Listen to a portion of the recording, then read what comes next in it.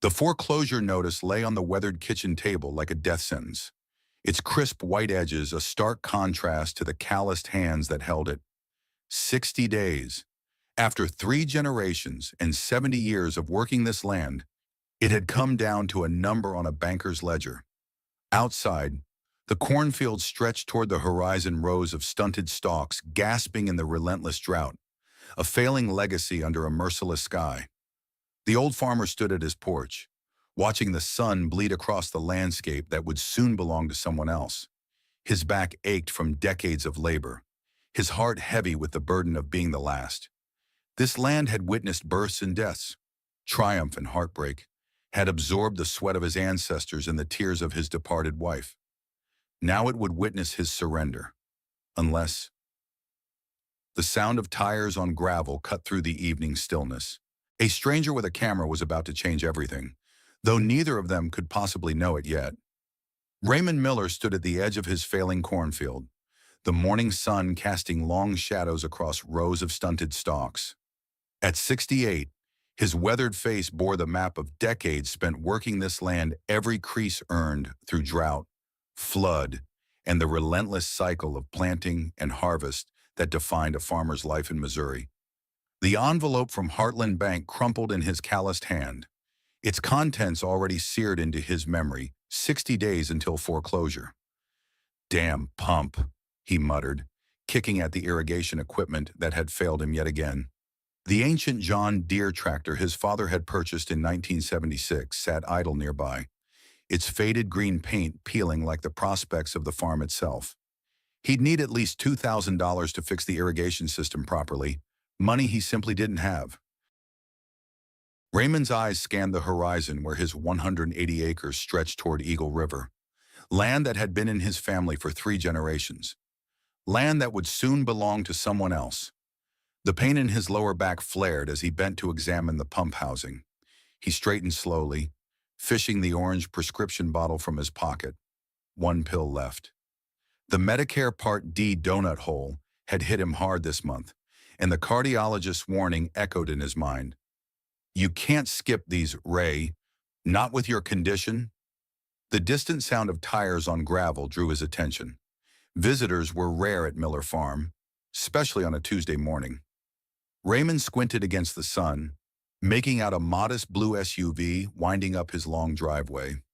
He wasn't expecting anyone, and salespeople rarely ventured this far from town. The vehicle stopped near the barn, and a woman emerged mid-40s, Raymond guessed, dressed practically in hiking boots and cargo pants. What caught his attention wasn't her appearance but the expensive-looking camera equipment being unloaded from her vehicle. "Morning," Raymond called out, approaching with cautious curiosity. "Can I help you with something?" The woman looked up, momentarily startled, then quickly recovered. "Good morning. I'm Catherine Jenkins."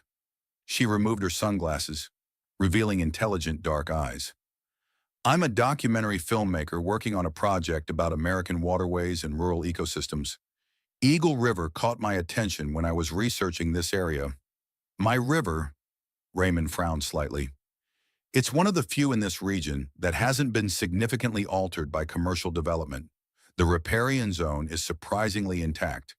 Catherine's enthusiasm was evident. "I've been documenting various waterways across the Midwest, focusing on their ecological significance and the people who live alongside them." And Raymond wasn't sure what a riparian zone was, but he understood enough to know she was some kind of environmentalist. In his experience, environmentalists and farmers didn't always see eye to eye. "I'm not interested in being in any documentaries, Miss Jenkins, and I've got work to do." He turned to leave. "I understand," she said quickly. "I'm not asking you to participate. I was actually hoping for permission to camp near the river for a few days to film the wildlife. I noticed you have a small clearing by the eastern bend. That would be perfect. I'd stay completely out of your way." Raymond paused, considering. The clearing she mentioned was far enough from the house that he'd barely notice her presence. And while he wasn't eager for company, there was something in her straightforward manner that didn't set off any internal alarms. "You planning to make trouble for farmers in this documentary of yours?" he asked bluntly. Catherine shook her head. Not at all. My focus is on the waterways themselves, the ecology, the wildlife, the natural cycles. I document what I find, not what I expect to find. Raymond studied her for a moment longer. The truth was, he could use the money, however modest the amount might be. I don't typically allow camping, but I might make an exception. For a fee, if she was surprised by his stipulation, she didn't show it. That's completely fair. Would $75 per day be acceptable? I'm planning to stay for up to a week. The amount was more generous than Raymond had expected. A quick calculation told him that could be up to $525, enough to cover his medication, with some leftover for the irrigation pump parts. You'll need to follow some rules: no fires except in a contained camp stove. Stay away from my livestock, and don't go wandering around the farm buildings without permission.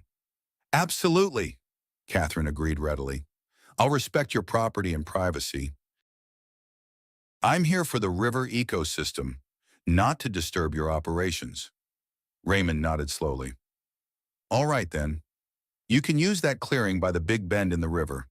There's a path that leads down from where this driveway curves. Catherine reached into her pocket and pulled out her wallet, counting out several $20 bills. Thank you, Mr. Miller. I appreciate your flexibility. As he pocketed the money, Raymond felt a twinge of something, not quite shame, but close to it. It bothered him that he was reduced to renting out a patch of ground to make ends meet, but pride wouldn't pay the bills, and he was well past the luxury of turning down income, however small. There's a water pump near the old oak if you need it. Water's clean. Comes from our well.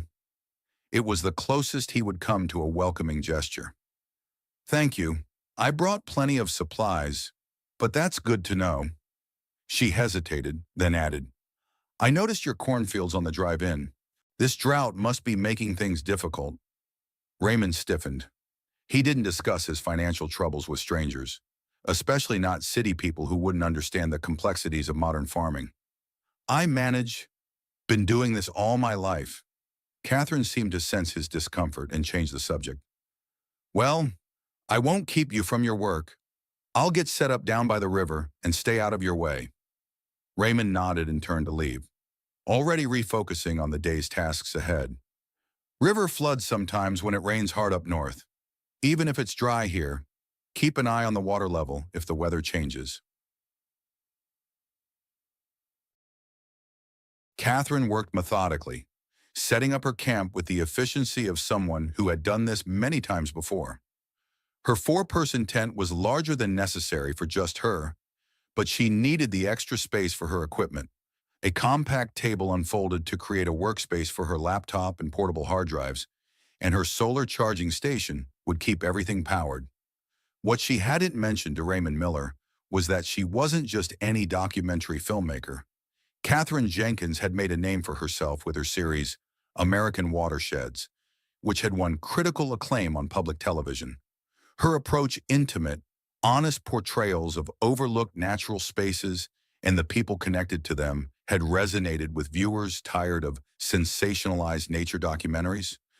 Her most recent installment, however, had become controversial, focused on a small town affected by industrial pollution. The film had been criticized for manipulating footage and misrepresenting community members' positions. Catherine had stood by her work, but the controversy had cost her several contracts and damaged her reputation. Now, working independently, she had something to prove to herself as much as to her critics.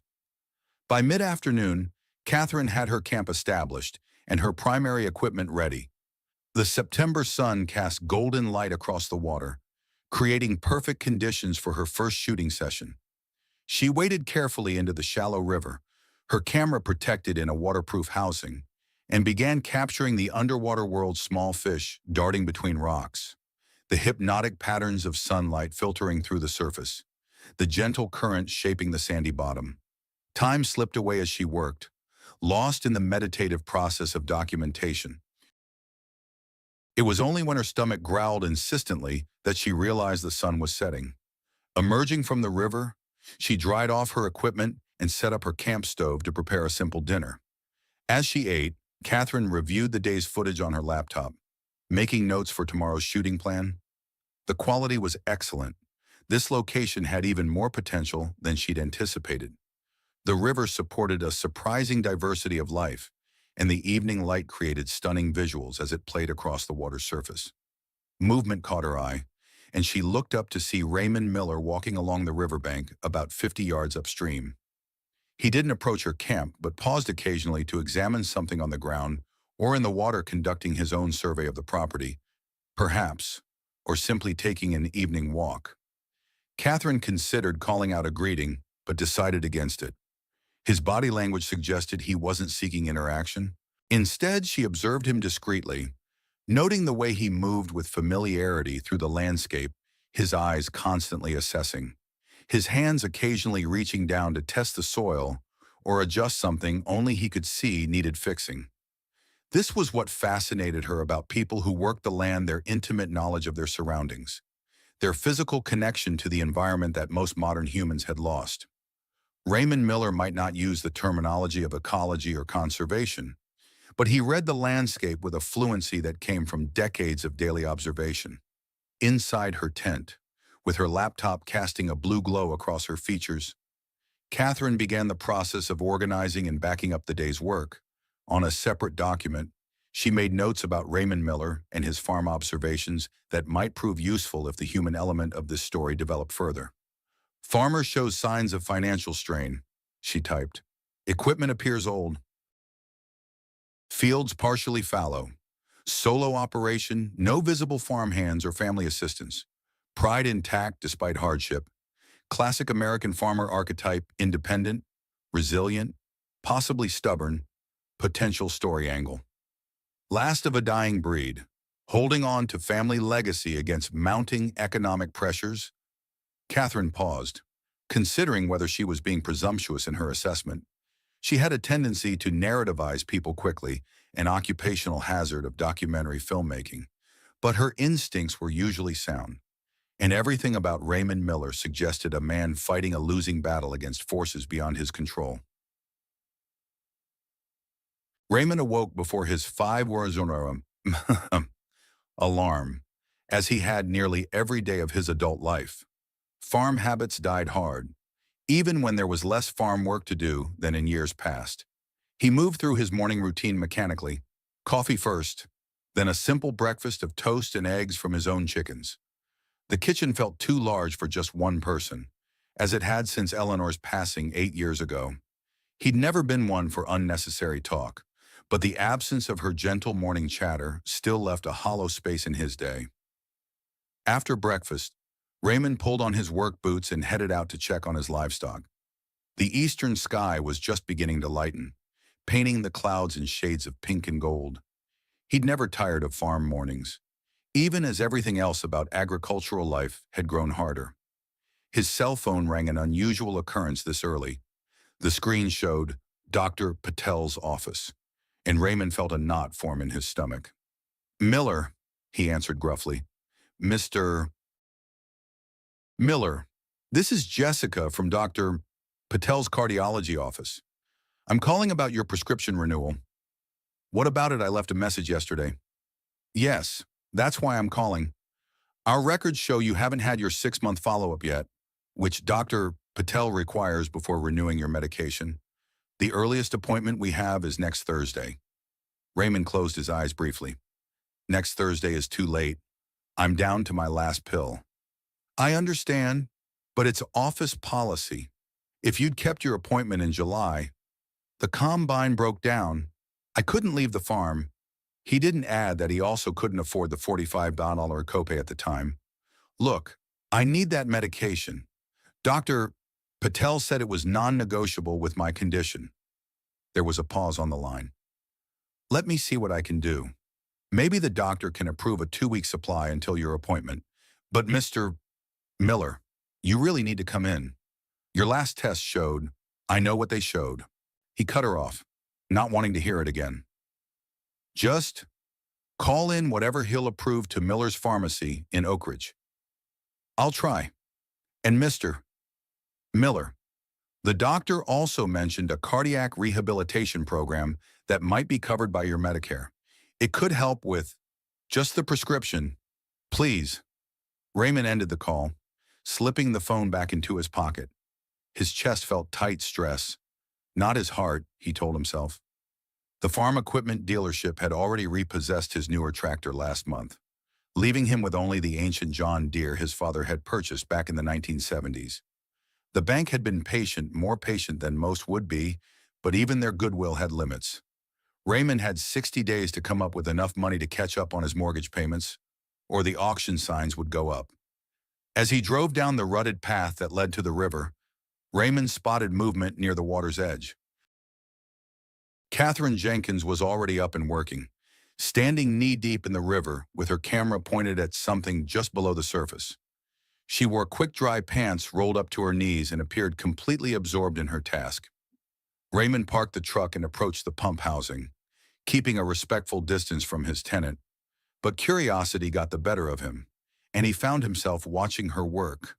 Her movements were precise, patient, almost ritualistic as she waited motionless for long moments before adjusting her position slightly and continuing to film. "Morning," he called out, not wanting to startle her by working silently nearby. Catherine looked up, seeming momentarily disoriented as she shifted her attention from whatever she'd been filming. Then she smiled, a genuine expression that transformed her serious face. "Good morning, Mr. Miller. You're up early." "Always am," he replied, opening the metal housing that protected the irrigation pump. "Checking the pump. Storms might be coming tomorrow. I heard on the forecast." She nodded. "Don't worry about me. I've camped through plenty of bad weather." Raymond grunted acknowledgement as he examined the pump's filters for debris. "River can rise fast here. Flash flood once took out a whole section of bank 10 years back." Catherine waded carefully out of the water, carrying her camera. "Thanks for the warning. I'll move my equipment to higher ground before the storm hits." As she reached the bank, Raymond could see she held a small waterproof case in her other hand. She opened it, revealing a tiny camera no bigger than a golf ball. "Just collecting my time-lapse camera. It's been running all night." "Catch anything interesting?" Raymond asked, surprising himself with the question. "A family of raccoons visited around midnight, a few deer before dawn." She smiled again.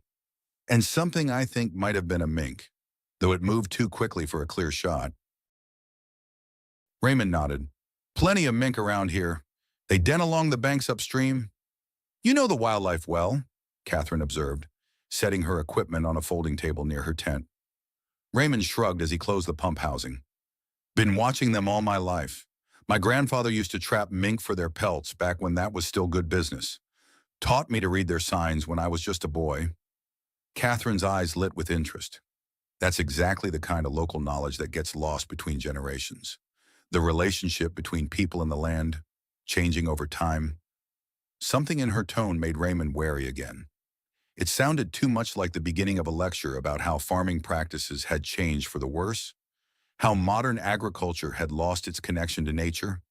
He'd heard it before from well-meaning environmentalists who'd never had to make payroll or watch crops fail despite their best efforts. "Need to check the corn," he said abruptly, turning toward his truck. "Storm might damage what's left if it hits hard." "Of course," Catherine replied, her tone neutral. "I didn't mean to keep you from your work."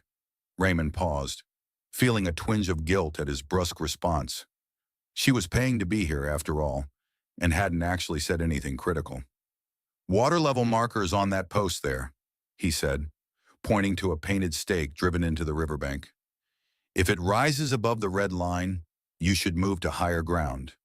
You're welcome to use the equipment shed up near the house if things get rough." The offer surprised them both. Raymond rarely invited anyone into his spaces, and Catherine clearly hadn't expected the concession. "Thank you," she said simply. "I appreciate that."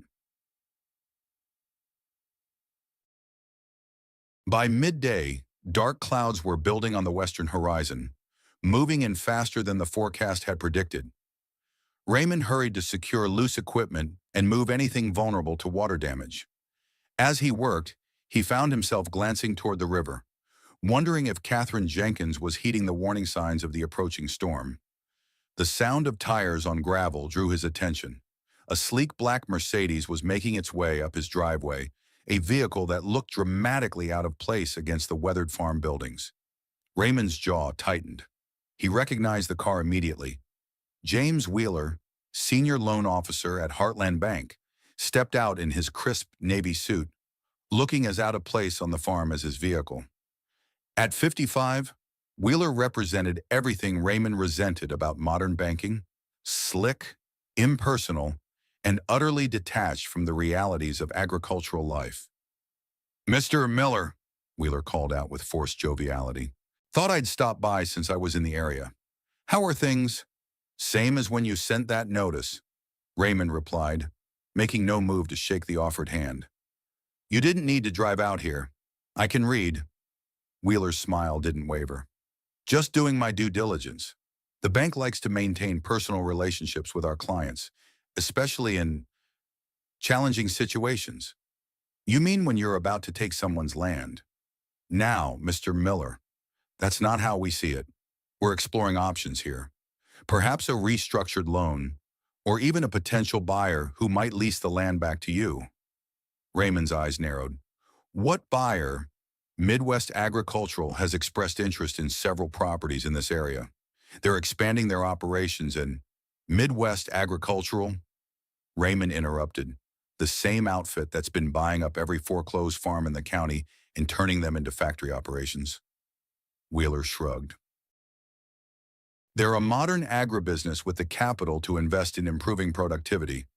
The offer could be a win-win." Thunder rumbled in the distance, and Raymond glanced at the approaching storm front. "I've got work to do before that hits. If you'll excuse me."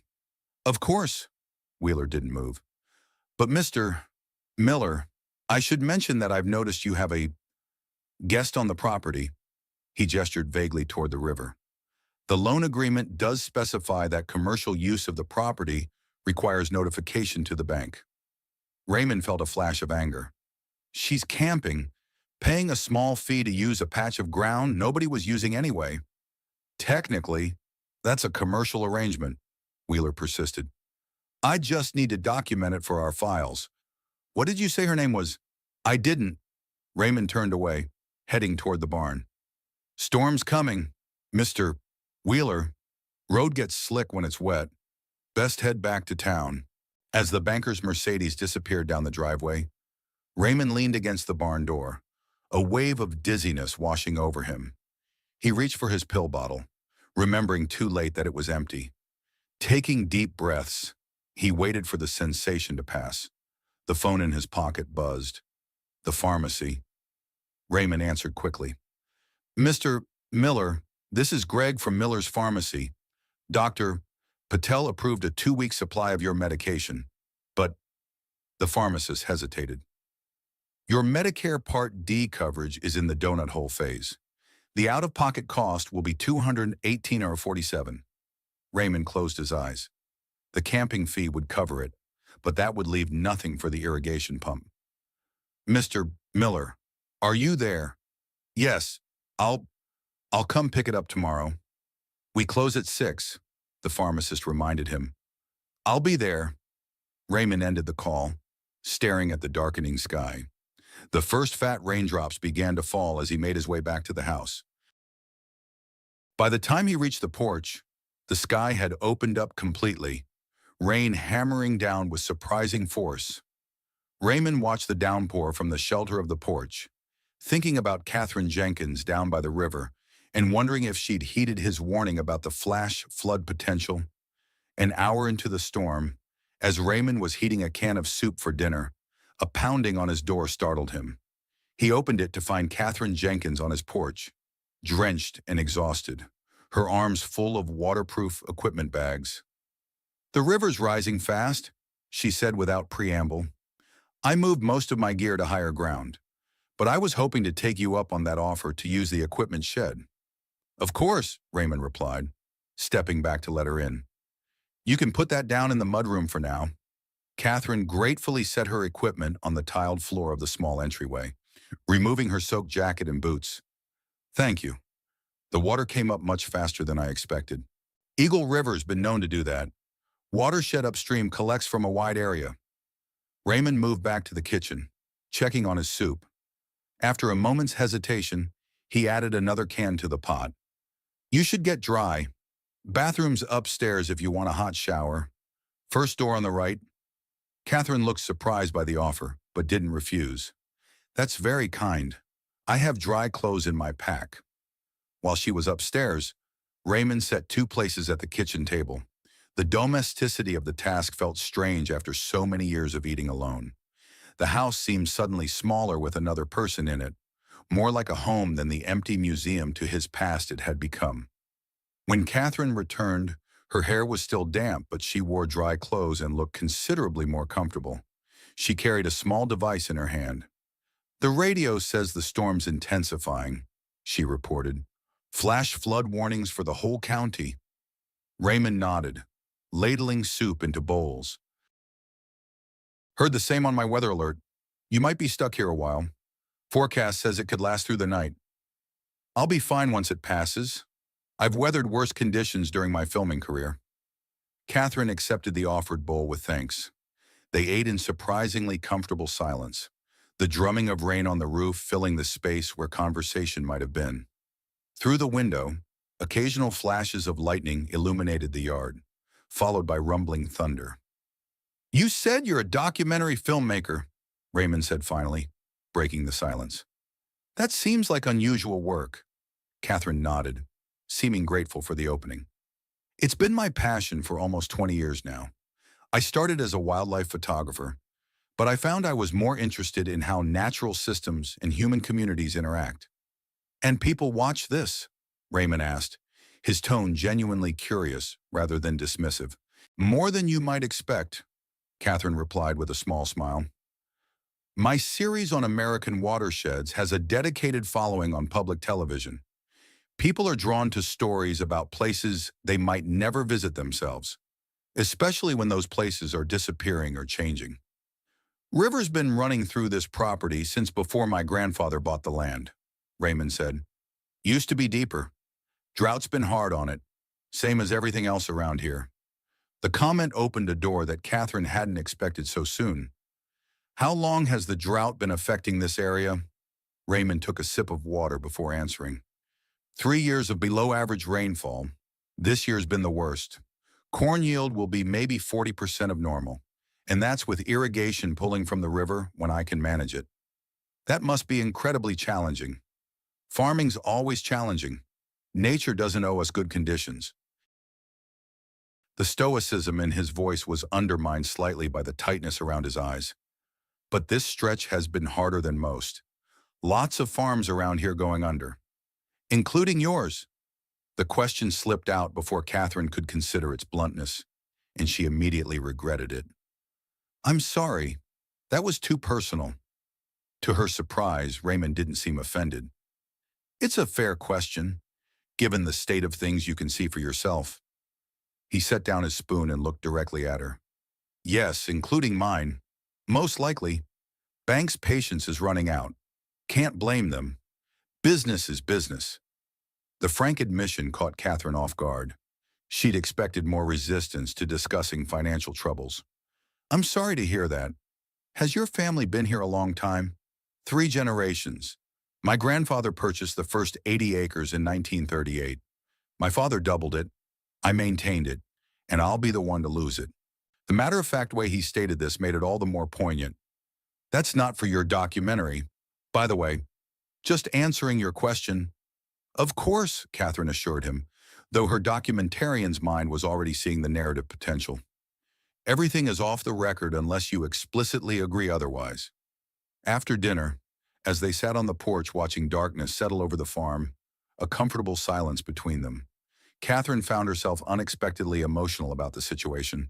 In just one day, she had discovered a story far more compelling than she'd anticipated when she first selected Eagle River as a filming location.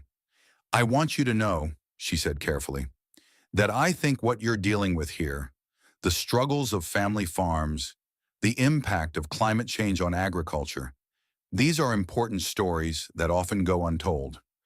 If you ever did want to share your perspective, I believe it could help people understand what's happening to rural America. Raymond gazed out at his rain-soaked fields, considering her words. Not sure anyone cares much about old farmers going broke. Been happening for decades. People care more than you might think, Catherine countered gently. There's a growing disconnect between urban consumers and the sources of their food. Your story could bridge that gap, help people understand the human cost of the agricultural changes happening across the country. Raymond didn't respond immediately, and Catherine didn't push. She'd planted a seed, but it would need time to germinate. They continued sitting in companionable silence, watching lightning flash in the distance as the storm began to move eastward. Morning arrived with watery sunlight filtering through dissipating clouds. The storm had passed, leaving behind puddles that reflected the brightening sky and fields glistening with moisture. Raymond was already awake and working when Catherine came downstairs, the smell of coffee and frying bacon greeting her. "Hope you slept okay," Raymond said by way of greeting, sliding eggs from a cast-iron skillet onto 2 plates. "Figured you might want breakfast before heading back to your camp." "I slept very well. Thank you." Catherine accepted the offered plate. "How bad is the flooding?" "River's over its banks but receding. Your camping spot's underwater, though not as bad as I feared. Road to town should be passable by afternoon."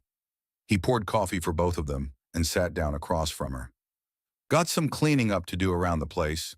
Storm blew down some branches, tore loose a section of the equipment shed roof."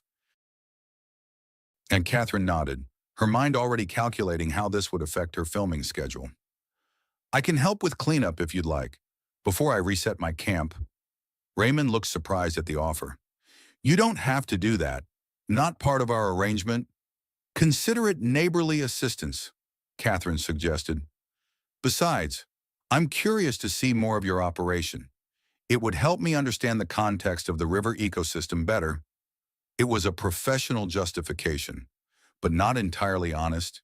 The truth was, Catherine found herself genuinely interested in Raymond and his farm, beyond just their potential as documentary subjects. There was something compelling about his quiet resilience, the way he carried his burdens without complaint. After breakfast, they surveyed the damage together.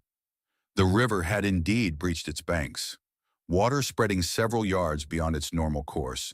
Catherine's campsite was partially submerged, though her decision to move equipment the previous day had prevented any losses. The farm buildings had weathered the storm reasonably well, with the exception of the equipment shed's roof panel that had come loose in the wind. "I can hold the ladder while you work on the roof," Catherine offered, rolling up her sleeves. Raymond looked skeptical.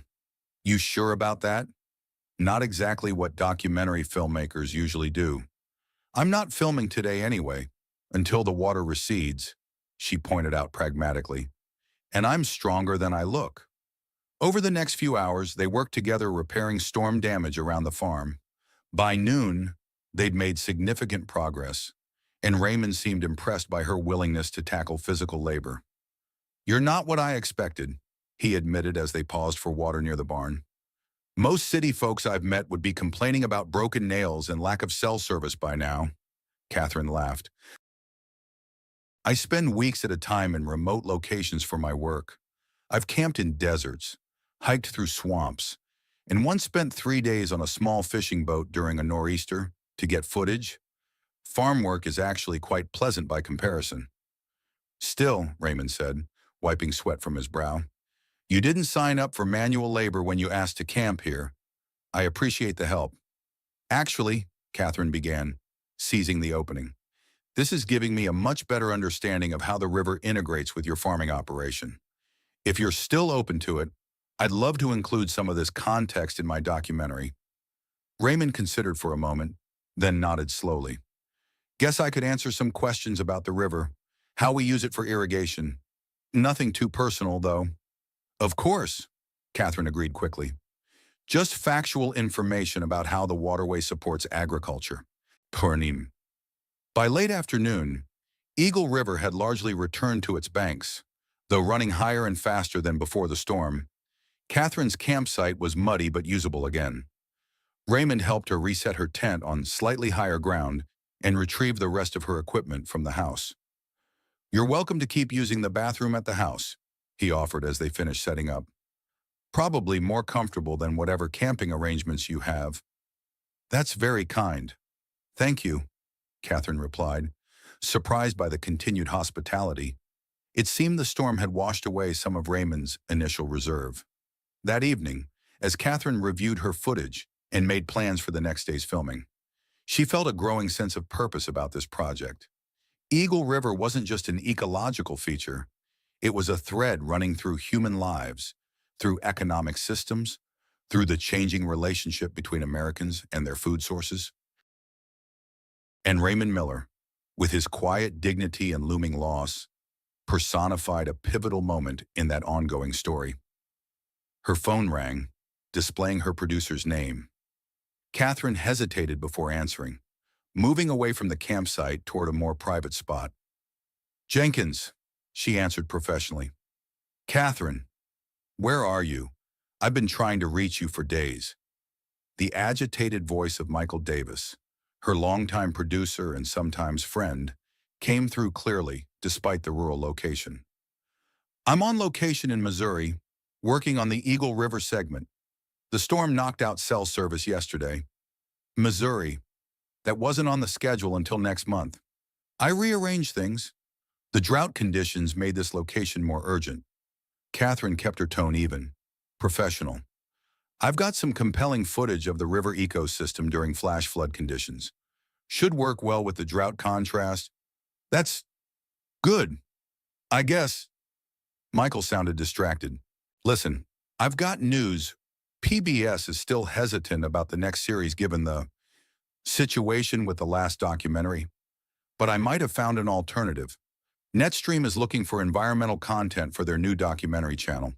They've expressed interest in our pitch. Catherine felt a surge of both hope and apprehension. Netstream was a major streaming platform, offering far wider distribution than public television, but they were also known for sensationalizing content. What's the catch, Michael? A pause.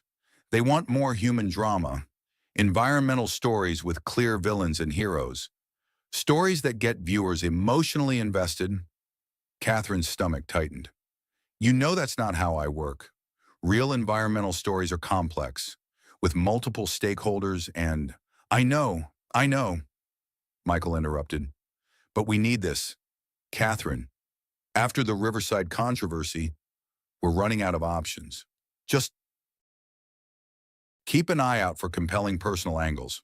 Okay, a farmer losing his land to drought and bank foreclosure while trying to preserve natural resources, that could be exactly the kind of story they're looking for. The call ended with Catherine feeling conflicted. She stared at the darkened farmhouse in the distance, where a single light burned in what she assumed was Raymond's kitchen. She'd begun this project with pure intentions, documenting Eagle River's ecosystem. Now she found herself contemplating a story that would place Raymond's personal struggle at the center. Would that be exploitation, or would it actually help his situation by bringing attention to the plight of family farmers? The ethical line seemed suddenly blurrier than before. The following morning, Raymond met Catherine at the river as agreed, looking somewhat self-conscious but determined. So how do we do this? He asked, eyeing her camera setup with mild apprehension. Should I prepare something to say? Just be yourself, Catherine assured him, adjusting her equipment. I'll ask questions, and you answer naturally. We can always do multiple takes if needed, but authentic responses usually work best. She positioned Raymond near the irrigation pump, with the river flowing behind him, creating a perfect visual context. The morning light cast a golden glow across the scene, highlighting the weathered lines of his face and the practical intelligence in his eyes. Whenever you're ready, Raymond said, squaring his shoulders slightly. Catherine began with simple questions about the river, how long it had been part of the farm's water management, how its flow had changed over his lifetime, what wildlife he remembered seeing along its banks as a child compared to now. Raymond answered thoughtfully, initially stiff but gradually relaxing as the conversation flowed. My earliest memory of this river, he told the camera, is coming down here with my grandfather when I was maybe 5 years old. He taught me to fish with just a piece of string, a bent pin, and some bread for bait. Caught a sunfish right about there. He pointed to a shaded pool beneath an overhanging willow. River was deeper then, ran strong year-round. Now it dries to a trickle in late summer, unless we get lucky with rain. As the interview progressed, Catherine gently steered the conversation toward the challenges facing small farms. Raymond spoke with surprising candor about the economic realities that had pushed family operations like his to the brink. Used to be you could make a decent living on 180 acres, he explained, gazing across his fields. Now the big operations run thousands of acres, have equipment that costs more than my entire farm, contracts with processors that small farmers can't access. Economy of scale, as they call it, and the drought has made things worse. 3 bad years in a row, he continued when Catherine prompted. Each one, I plant with hope, pray for rain, watch the sky instead of the markets. Could handle economic pressure or climate pressure, but both together? He shook his head, not completing the thought but not needing to. What will happen to the farm? Catherine asked, the camera capturing the momentary flicker of pain that crossed his features before his expression settled back into stoic acceptance. Bank forecloses in 60 days unless I find about $85,000, he said matter-of-factly. Then it goes to auction, probably get bought by one of the corporate operations expanding through the area. They'll tear down the house, the barns, buildings my grandfather raised with his own hands, put up metal structures that can house bigger equipment, more efficient that way. How does that make you feel? It was a standard documentary question, but Catherine found herself genuinely wanting to know the answer. Raymond was quiet for a long moment, looking out across the land that had been his family's for generations. Like I've failed, he finally said, his voice low but steady. Not just my ancestors who worked so hard to build this place, but the future generations who won't ever know what it means to be connected to land this way, my daughter included. He met Catherine's eyes directly. But feeling sorry for myself won't change what's coming. Just have to face it with whatever dignity I can muster. The honesty of his answer caught Catherine off guard, creating one of those rare documentary moments that transcended the typical interview format.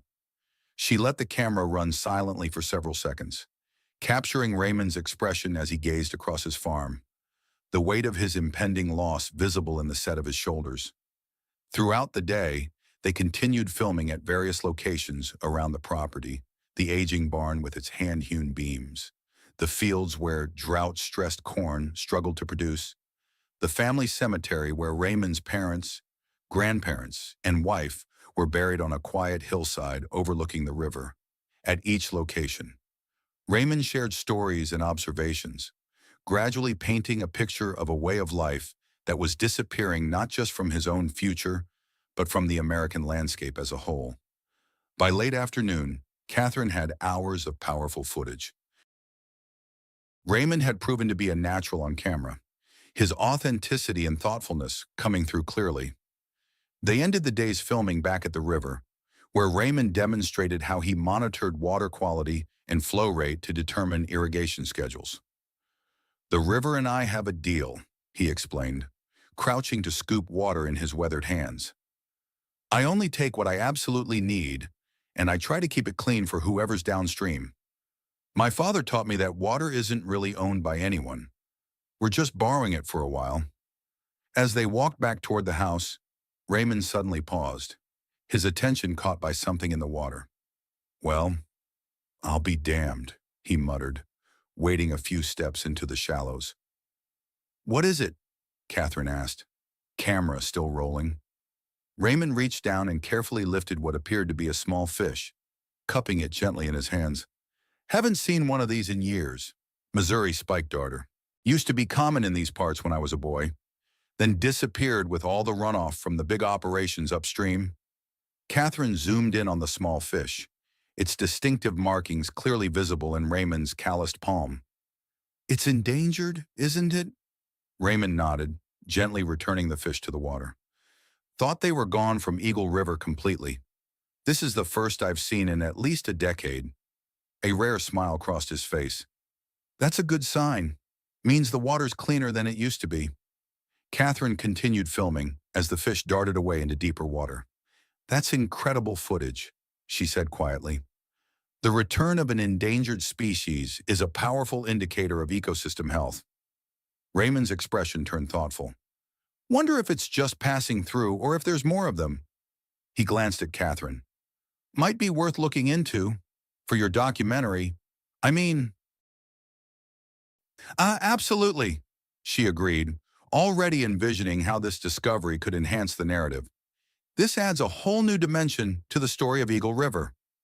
Over the next 3 days, Catherine and Raymond fell into a comfortable routine.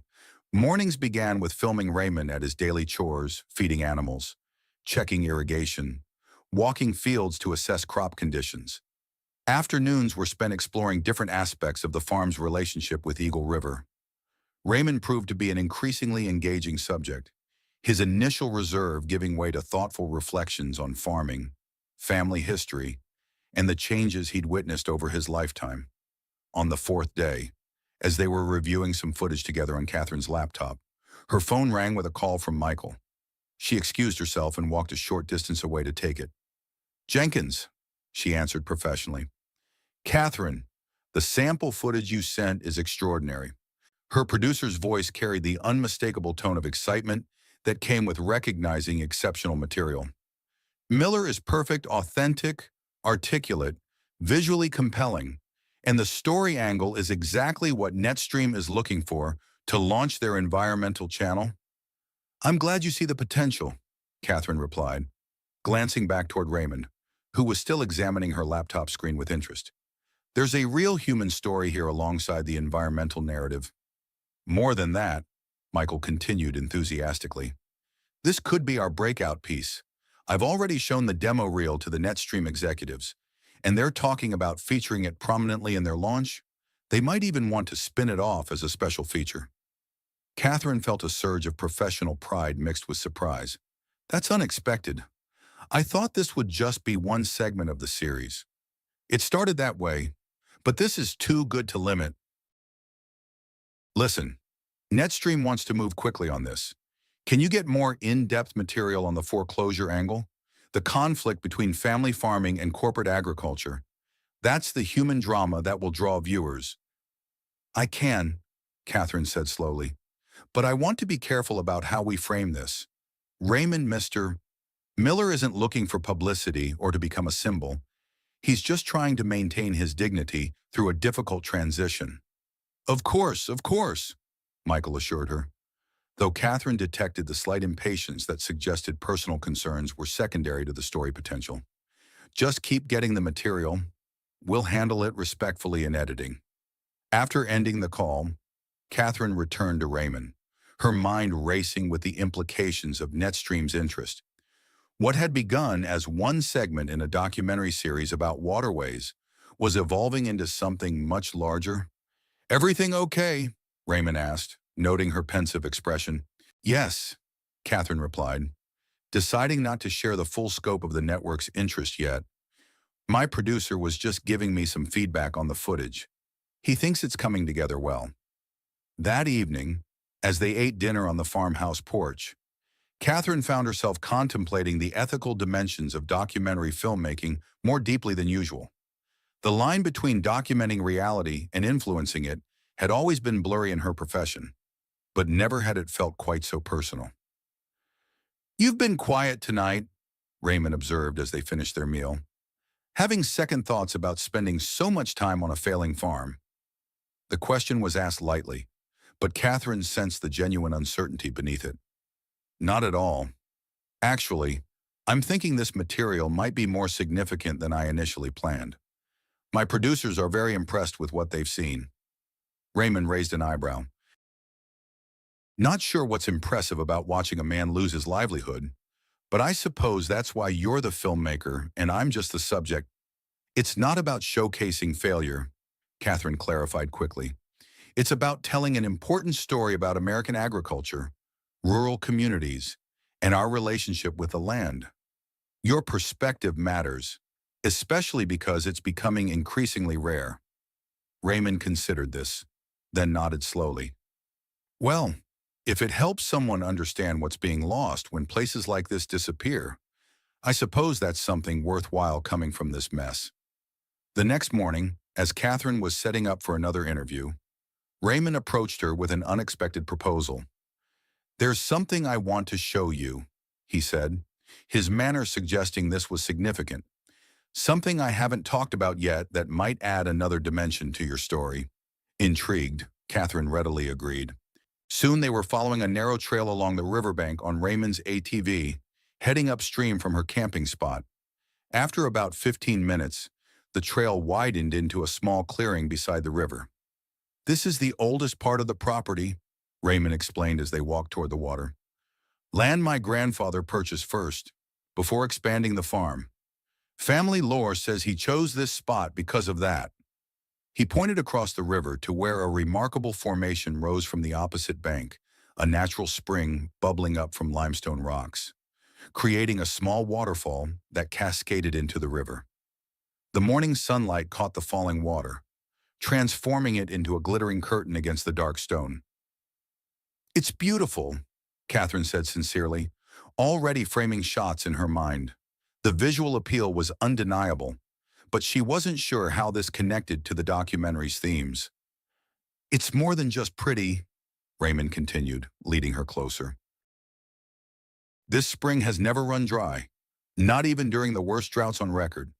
My grandfather called it the heart spring because as long as it was beating, the land would survive."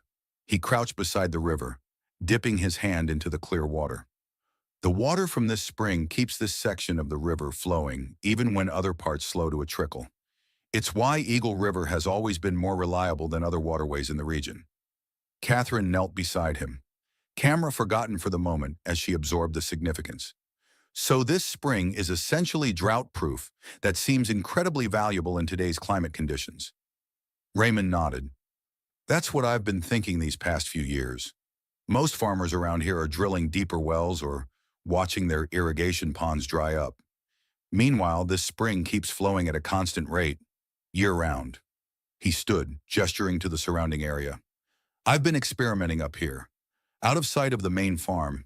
Started 5 years ago when I first noticed the drought patterns changing." For the first time, Catherine noticed what appeared to be an experimental garden area set back from the river-raised beds with various plants growing in controlled conditions. A small greenhouse-like structure made from salvaged windows, and what looked like a homemade irrigation system that channeled water from the spring. "What exactly are you growing here?" she asked, following as Raymond led her toward the plots.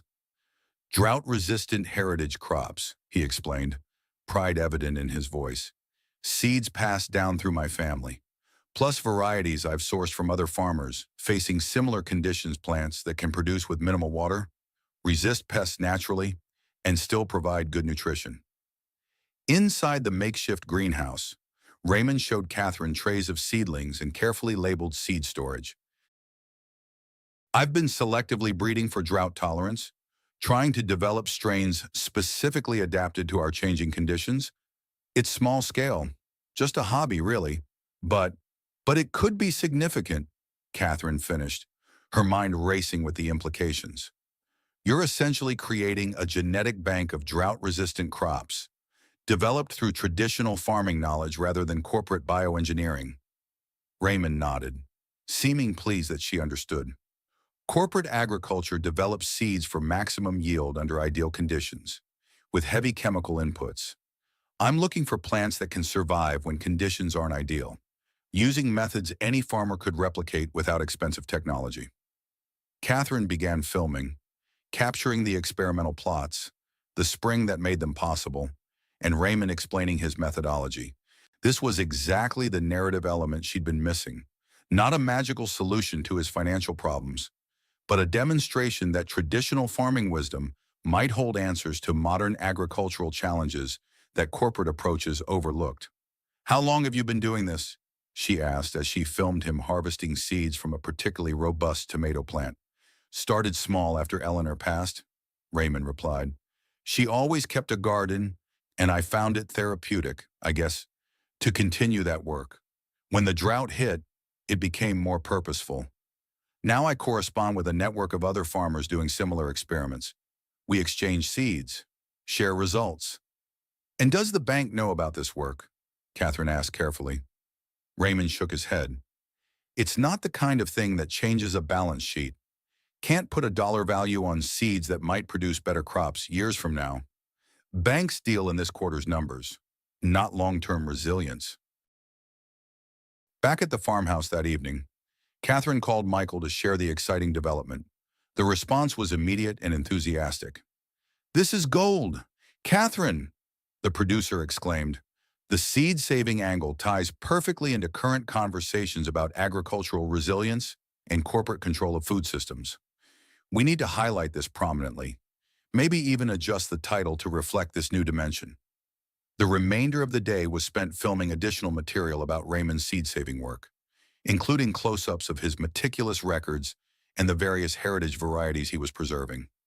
By evening, Catherine had a wealth of new footage that significantly expanded the documentary's scope and added a crucial element of forward-looking hope to what had previously been primarily a story of loss.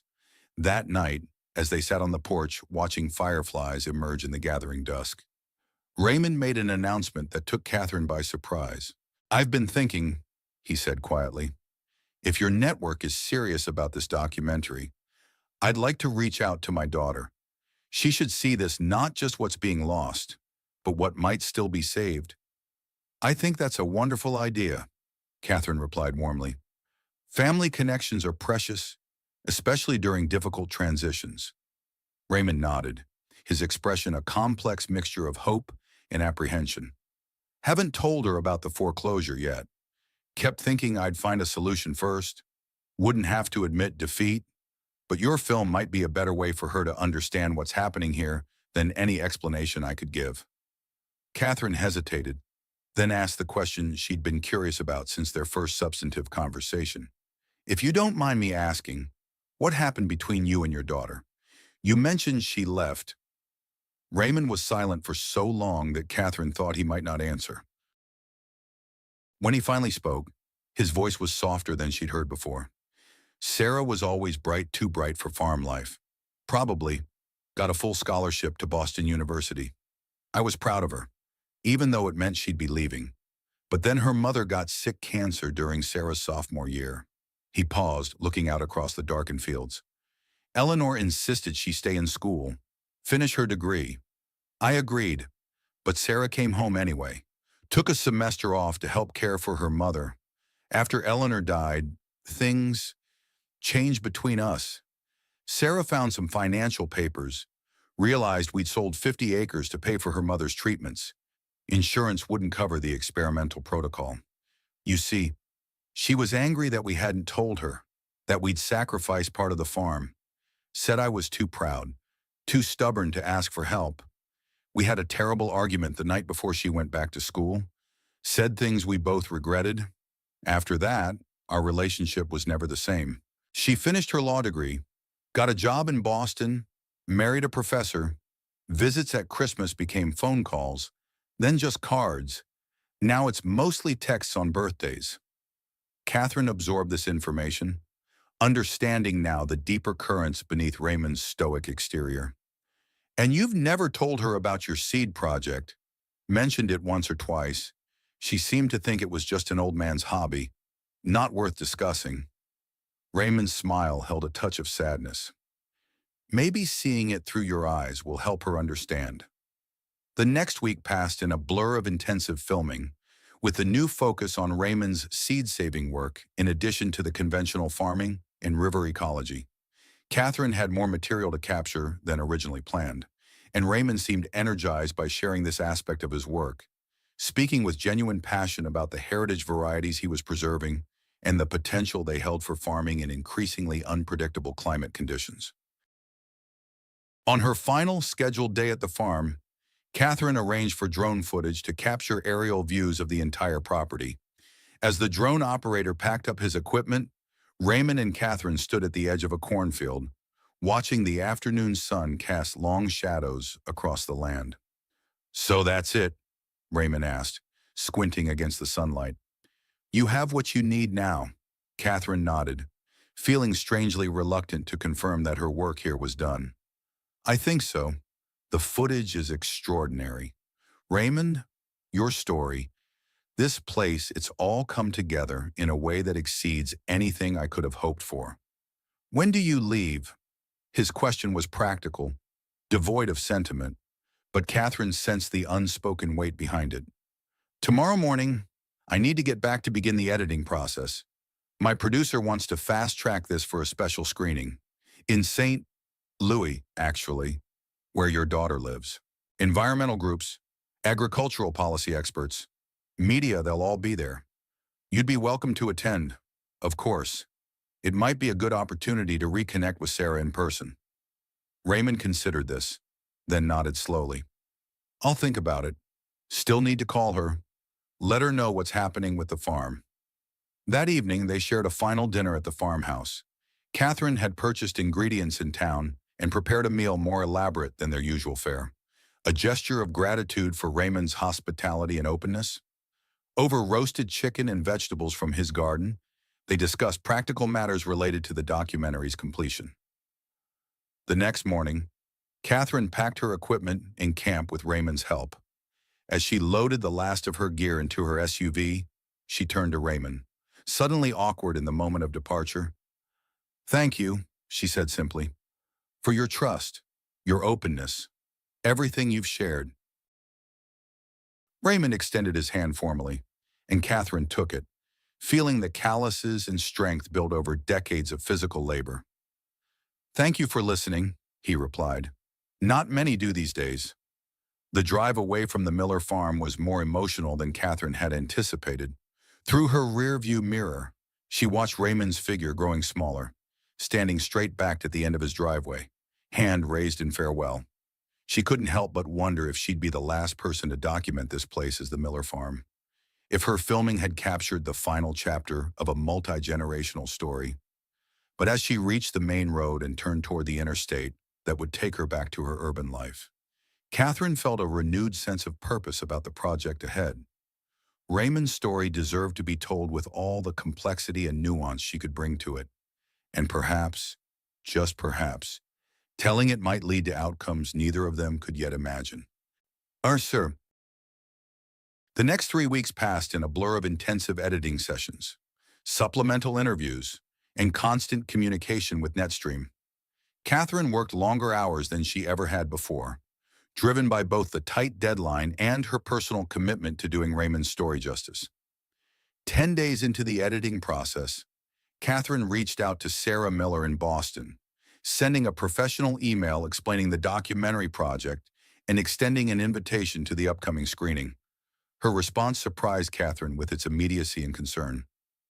Ms. Jenkins, it began formally, thank you for your message regarding the documentary about my father's farm. I must admit I was surprised to learn about this project, as my father hadn't mentioned it in our limited recent communications. While I appreciate the invitation to the screening, I'm curious about the nature of the documentary and concerned about how my father is being portrayed. The protective tone suggested a more complicated relationship between father and daughter than Raymond had indicated. Catherine arranged a phone call to address Sarah's concerns directly. I want to be clear, Sarah said after Catherine had explained the project in more detail. My father and I may have our differences, but I don't want to see him turned into some kind of rural poverty stereotype for urban audiences to feel sorry for. That's absolutely not the approach we're taking, Catherine assured her. Your father is presented as knowledgeable, innovative, and resilient. The documentary examines systemic issues in agriculture that have made it difficult for family farms to survive regardless of how well they're managed, and it highlights your father's experimental work with heritage seeds, which has significant potential value for sustainable agriculture. There was a pause on the line. Heritage seeds, Dad's actually talking about that, surprise-colored Sarah's voice. He's been sending me emails about those experiments for years, but whenever I try to discuss it during our calls, he changes the subject, says it's just a hobby, nothing worth mentioning. It's a central focus of the documentary, Catherine explained, intrigued by this glimpse into their relationship.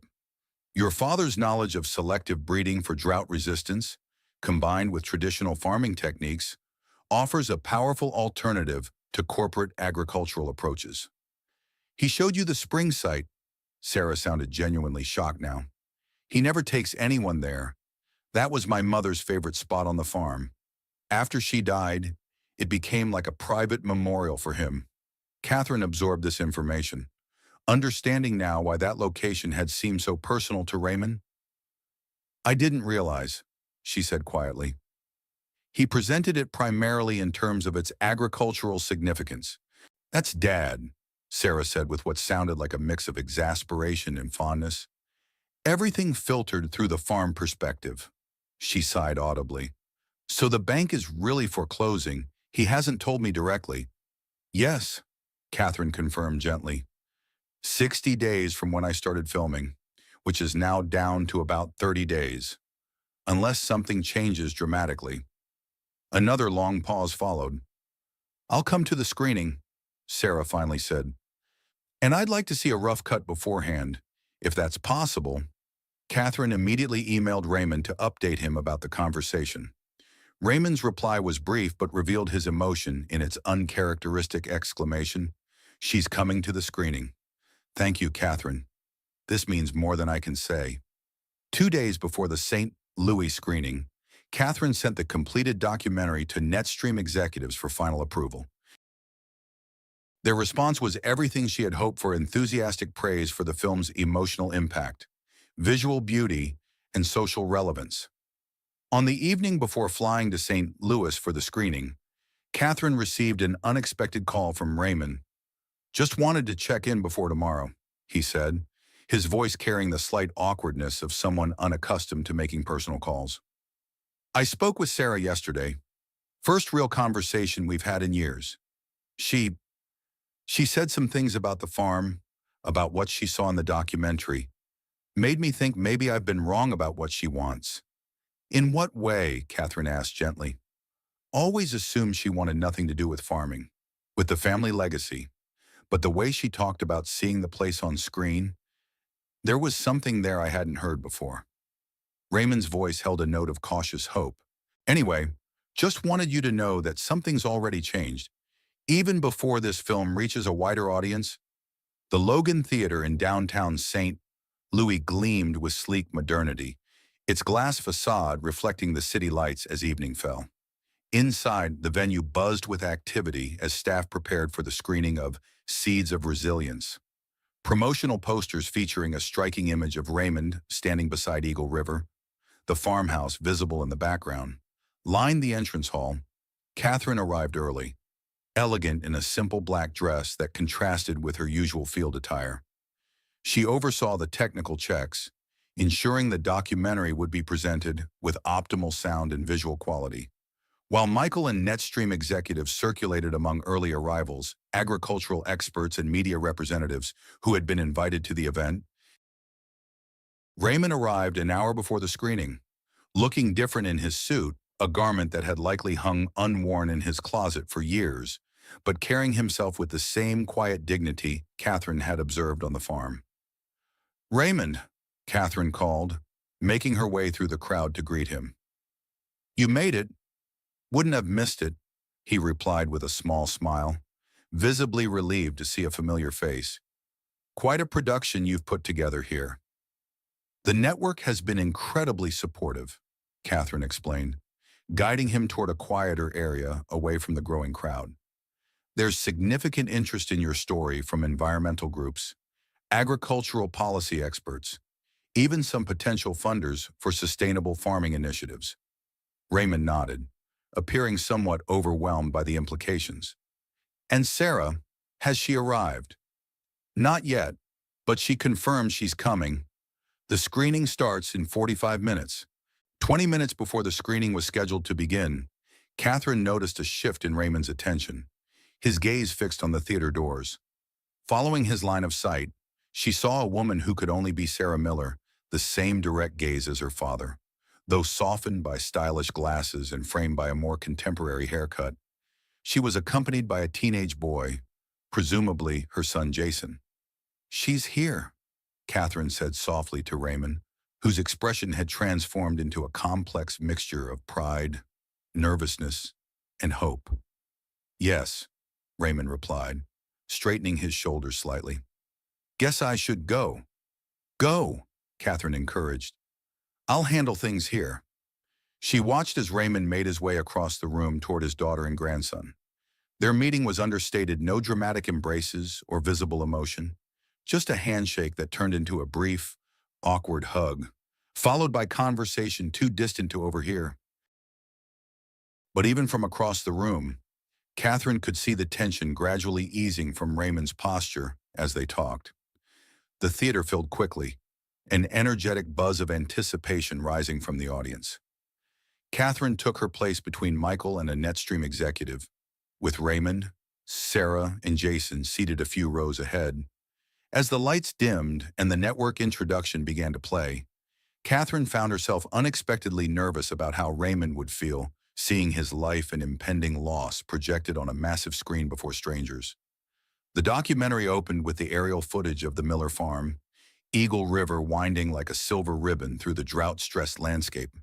Raymond's voice, steady and unadorned, provided the narration. This land has been in my family for 3 generations. My grandfather broke the soil, my father expanded it, and I'll be the one to lose it.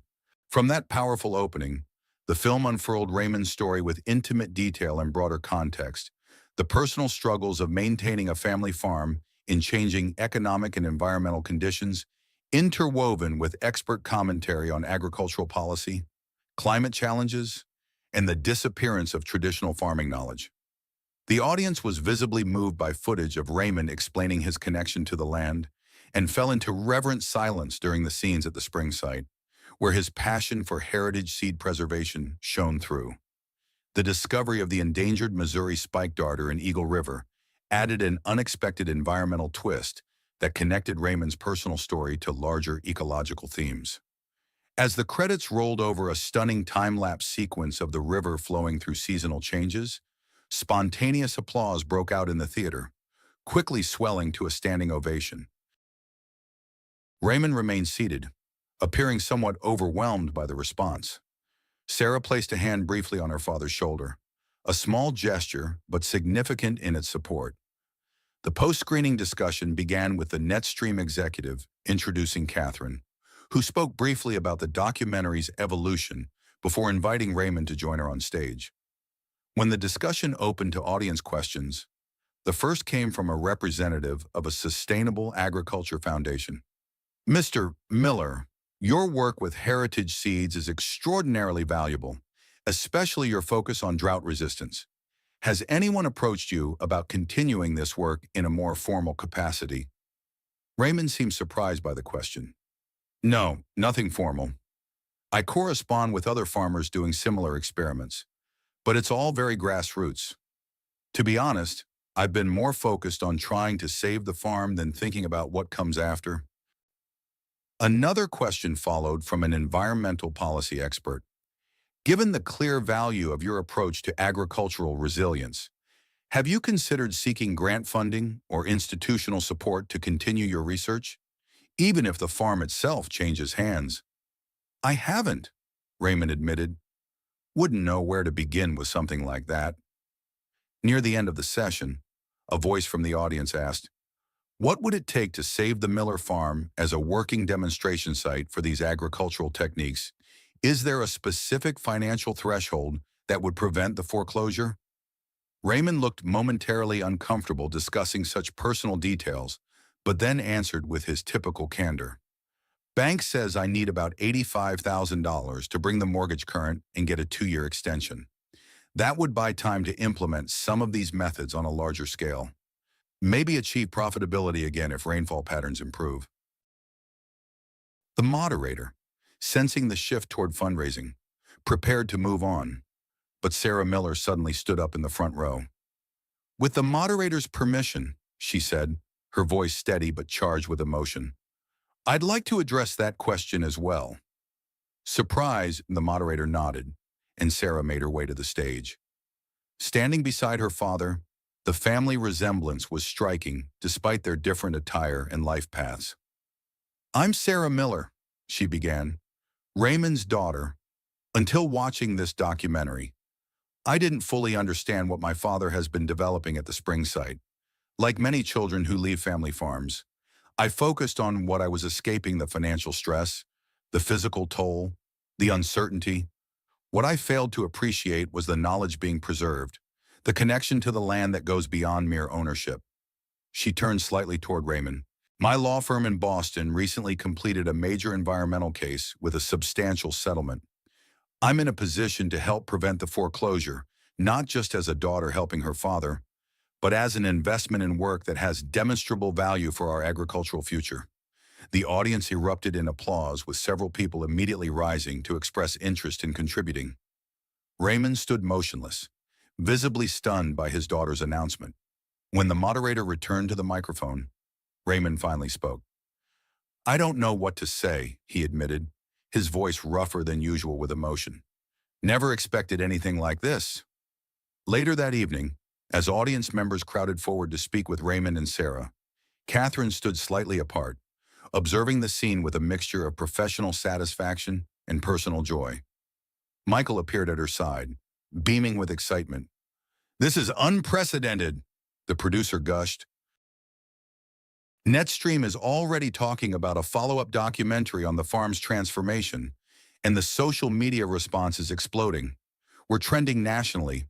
Catherine nodded, acknowledging the professional triumph, but more focused on Raymond and Sarah, who stood together amidst a crowd of interested supporters, their body language suggesting a bridge being rebuilt between them.